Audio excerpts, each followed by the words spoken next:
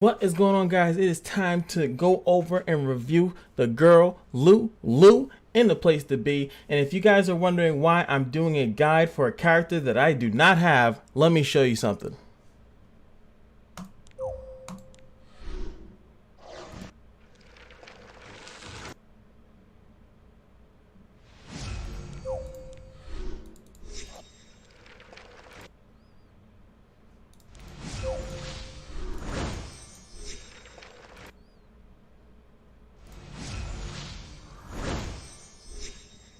Any questions?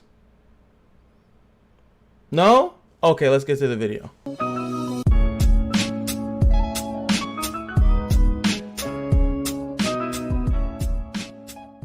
So what's going on, guys? We're here obviously to talk about Lulu, and the first thing that I want to go into is going to be the base stats.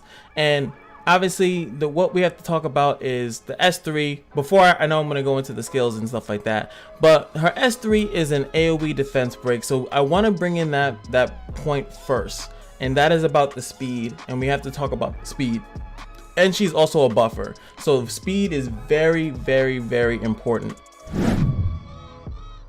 So her base speed is going to be, overall full investment, right, is going to be 103. She's also toting 1316 attack, which is pretty good, and also HP is on the full 777. Lucky sevens, baby. It's also really good that through her awakening she's getting some free effectiveness here, which is really good. But the first thing that I want to do is compare her to every single AoE defense break in the game. Where does she line up? She's at 103. So let's go through the line, shall we? First up, we have Tenebria, which is at 104. Bologna over here clocking in at a mean 115. We have Tywin clocking in at 110. Balls and Sezen coming in at 106. And last but not least, Martial Artist Ken as our last AoE defense breaker, coming in at 105. Let me just back out here real quick and just oh, is that, wait, so when you have a character, doesn't that mean that they're highlighted? So that would mean, ladies and gentlemen, we got him. It's over for you motherfuckers.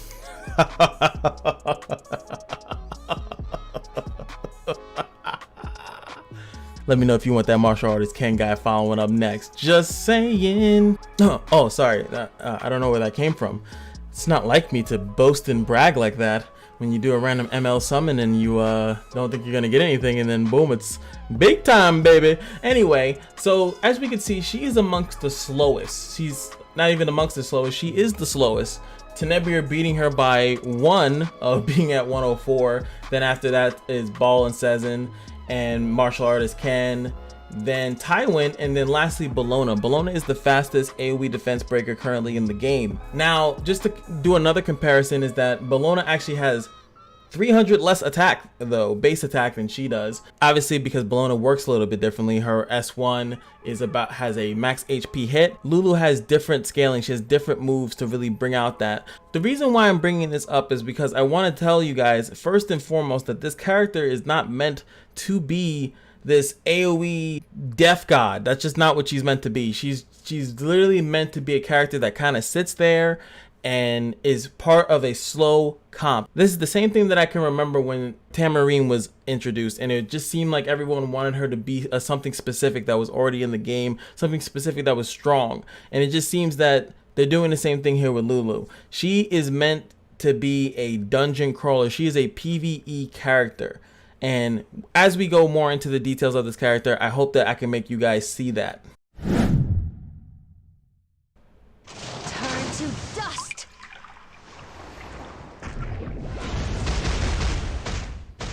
I will not forgive. You better not forgive. Don't forgive these people saying you need a buff, girl. You better tell them how it is. All right, so first and foremost, let's look at the skills. And well, not first, I guess this would be technically second and foremost, right? So we have the Wild Wave, attacks with an intense elemental force, dealing damage dealt increases proportional to the amount of the enemy's lost health. So as, again, this is a prolonged fight. Same thing kind of like with Mercedes, but a little bit different. Obviously, Mercedes was meant to be kind of ask like a farmer because her things are kind of more AoE oriented. This is the S1. It's going to be single target. Has a decent amount of scaling and modifiers on it. If you guys don't know, there's a lovely Google document that is spread around. I'll link it in the description. I might link it in every single guide from now on, because this guy did fantastic work on every time a new character comes out. He has all of the modifiers and how they work. Shout outs to that guy. I'll put his name in the front of the screen right now when I edit this. So also, as you can see here on the skill enhances, is nothing but damage out here, baby. But I still don't think this is the thing that you want to Molagora up first. Next up is going to be Renko's Blessing. Increases defense, and as you see, a barrier with the Blessing of the Stars grants increased defense and a barrier to all allies for 2 turns. Barrier strength increases proportional to the caster's attack. Now, on the same site that you guys see, it's going to be scaling 37% off their attack, off Lulu's attack. So that's pretty good scaling, especially because, as I just said, her attack is actually pretty high. If I compare it to the other AoE defense breakers, she is still beat out by Tenebria. Tenebria like actually one-ups her in like almost every single stat. It's actually kind of hilarious. Like Lulu is 103 speed, she's 104. Lulu's attack is 1316, Tenebria's is 1359. Lulu's base HP at max awakening is 4777, Tenebria's is 4895. Just like kind of always just one-ups her, just a little tad bit. It's kind of funny that they did that. But what Tenebria does not have, and Lulu does have, is a defense buff, and she also brings a barrier. Now, the barrier scaling off the attack is good because obviously you're going to be building attack, and that's obviously really, really cool. Gorgeous. I love it. Also, as you can see, the skill enhances. The barrier strength is what actually goes up. But what is more important is the defense buff. The defense buff has not necessarily changed. They did nerf it back in the Yeo Elson days, and there really hasn't been AoE defense buffer for a while now. And I'll tell you all of them right now. We have the OG Elson, who's at a lovely 94 speed. This man got nerfed. He probably actually used to be a man, and they nerfed him to a boy. We have Maya, who clearly is going to have less speed. Her speed, oh, her speed's actually higher. Don't worry about that. We might just edit this out. Can't forget about the boy Crowd coming in at 100 speed, of course. Phyllis gets an honorable mention because she has to get hit for it to happen, so it really doesn't count. But I just thought I'd show Phyllis because she's such a god. With the exception of Maya, Lulu is the second fastest when it comes down to being able to get a defense buff out there and sit there and give you a barrier. Now, the combination is good. Like, Maya has defense buff, provoke, which is kind of weird if you think about it, because it's like defense buff, provoke, but then all they're going to hit her. But here the defense buff is going to protect all the other characters just in case, you know, there's AoE skills. So that's the only justification that I can give you, or, you know, you don't have to believe me or about anything. You can be like, shut up, that's not how it works. But that is the only thing about it. It does protect everyone regardless of who actually is going to be getting hit, and that is really important. The defense buff is still a strong buff, and we just don't see it that often. And I think that when they nerf Elson, I think people kind of forgot about how strong it is to be protected and take a significant less damage, plus have a barrier soak up some of that damage. Plus it's on a 4-turn cooldown that goes down to 3 turns. I think you guys got to really look at it that, you know, she's actually not that bad, but she's not a freaking monster. She's just a sit there, take up the support slot and the DPS slot at the same time. That is what her job is. Whether it's guild battle, when you have to actually, you have 3 slots on each team, arena 4 slots, and then of course in the dungeon 4 slots, you have to keep in mind that the more things a character can do, the better. She is a buffer, defense breaker, and she's gonna slowly be able to do more damage as the fight goes on. That has to be value to you. I don't see how that's not value. Now, if she's not doing the damage, I think you got to look at the clothes you're putting on the baby girl. Does she look like this, or does she look like the Iron Giant? Because she needs to be looking like the Iron Giant. The gear's got to be superb, baby. You can't sit here and give her the doo-doo gear and expect her to do the non-doo-doo things. Just saying. Now, of course, we're going to go over here to the Wave of Vengeance because she's super mad. I mean, I would be too if you read her story. Her story is sad. Super sad. Now, she attacks everybody with the power of the Ruin with a 50% chance to decrease the defense. That's going to go down to 75, not go down, go up to 75% for 2 turns. Damage dealt increases every time the skill is used, and it stacks at 3 times. If there was anything that I would give her a buff on, it's just to give it more stacks, just because it's pretty much PvE. You're not going to have her in there with lifesteal and hoping to do the Lord's work and all that other nonsense. It's just not going to happen. But let's look at all the lovely skills, of course.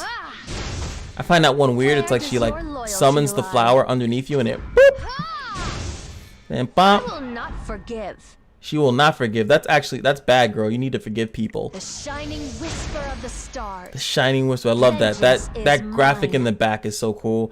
And then you see 2 turns, 3 turns. So pretty much she's only gonna have it down for 1 turn, which is pretty damn good. And then of course let's look at that beautiful S3. S3 is so cool. Allow me to Summons the water up, sits on the water, and then like it shoots out a purple beam. Whatever. I will not forgive. And also you can see the buff as it stacks up. Wave of Vengeance in the back. Disappear. She has 2 different color eyes. Calling from the spirits. Get out of my way. You're wasting my time. Ooh, I know we are not wasting time. We are defending you. Well, not really. I understand why people think she's lackluster. It's fine because she's not busted. It's the same argument that I was trying to say with biking. Oh, she's meant to do this, and people are like, no, she's not Luna. She's not Luna. She must be bad. So let's just go over to the gear and let's see what we're supposed to put on baby girl. I mean, the outfit is phenomenal, but you know, we got to see what we're gonna put on her.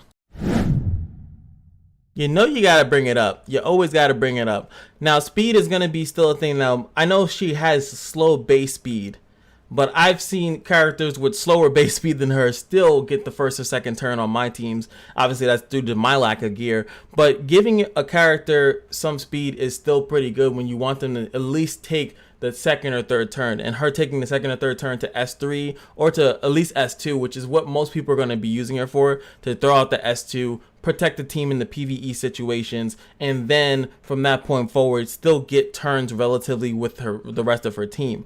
Also guys, keep in mind they're going to be dropping that Tower of Automaton, blah, blah, blah. They're gonna be dropping that, so there's gonna be probably a need for a character. We don't even know. It's gonna be floor based, but you're probably gonna want characters to go relatively quick in comparison to the speed of probably the tower, because speed does matter in this game.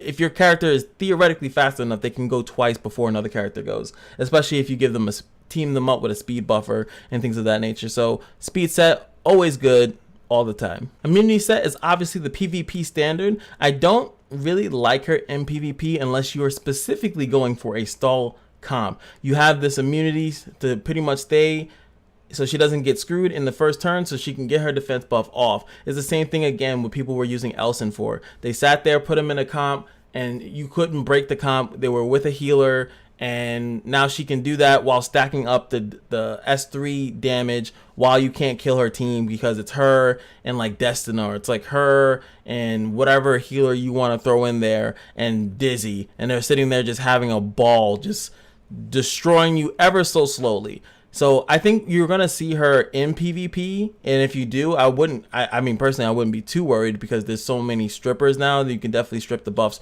straight off these characters. But in PvE you're gonna see her in a lot of videos. Same thing like Tamarine, same thing like Dizzy. You're gonna see this Lulu in a lot of PvE teams. I also heard that she's really good on the camp side.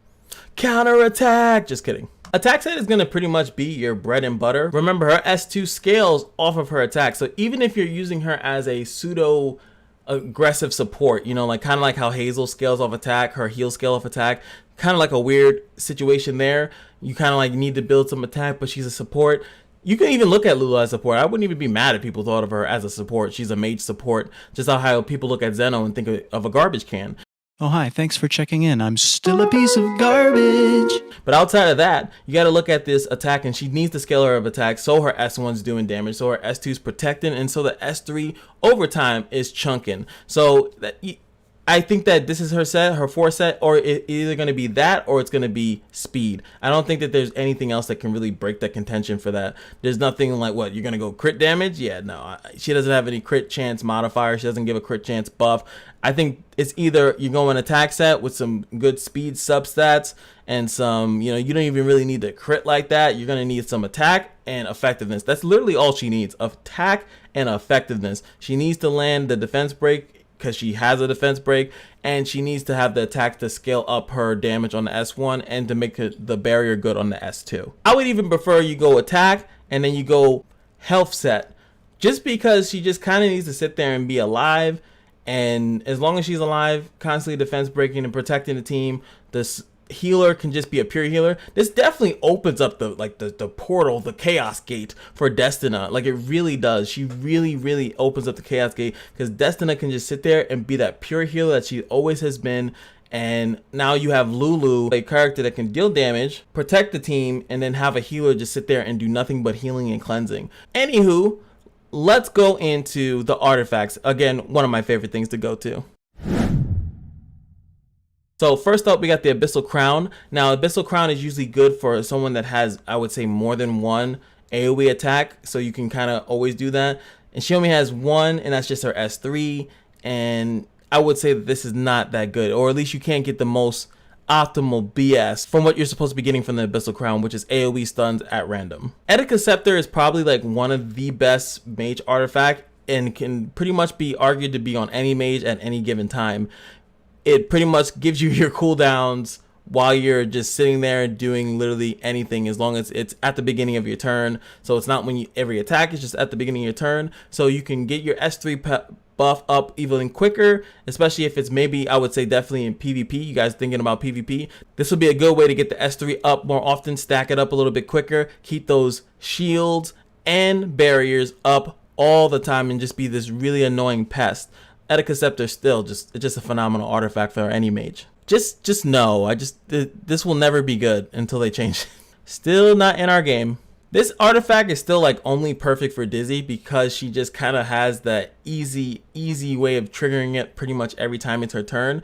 But she does have an AoE attack, so I have to pretty much think of it and consider it. 10 combat readiness is not the worst thing in the world, but it's completely and utterly outshined by the other options. Same thing I would have to say with Spirit's Breath. Just doesn't seem like it's that worth it in comparison to, like I said, Etika Scepter, and possibly when we go into the 4-star artifacts, just this 50% chance when you only use your S2. Now, granted, the S2 is on a low cooldown and will help her cycle her things a little bit better, so it's not the worst thing. But, and especially if it's maxed out, when it's maxed out, the value skyrockets. And then yes, I would say if you can get it maxed out, or even maybe up to like 75%, but it's still a gamble when you can get like more guaranteed pressure, more guaranteed worth out of some of the other artifacts. The Ancient Book is always going to be something like a pure setup. It depends if you're trying to go for the 10 soul setup or the 20 soul setup. She's relatively slow, as we know, so her being as a reliable AoE defense breaker in the current meta, where there's very fast characters that are